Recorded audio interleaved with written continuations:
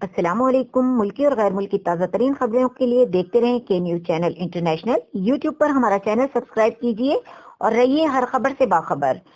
خبروں کا رخ کرتے ہیں عارف والا کی طرف، جہاں سے رپورٹ کر رہے ہیں ہمارے بیورو چیف شفیق پھول۔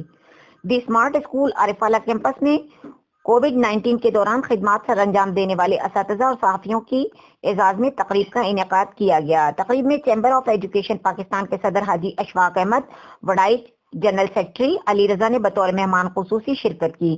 تقریب سے اسمارٹ اسکول کے ڈائریکٹر سید علی رضا عمران جعفری، سید حماد رضا، جنرل سیکرٹری نیلی بار کلب شیخ امداد اللہ، صدر پریس کلب محمد انعام بٹ اور دیگر نے خطاب کیا۔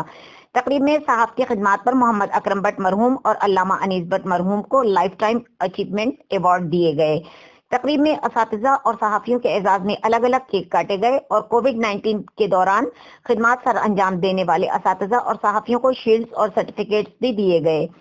دی اسمارٹ اسکول کے ڈائریکٹر سید عاصم جعفری، سید علی عمران جعفری، سید حماد حسن، پرنسپل رضا چودھری نے مہمانوں کی آمد پر ان کا شکریہ ادا کیا۔ تقریب میں اسٹیٹ سیکرٹری کے فرائض FM ریڈیو کے میزبان علی نے سر انجام دیے۔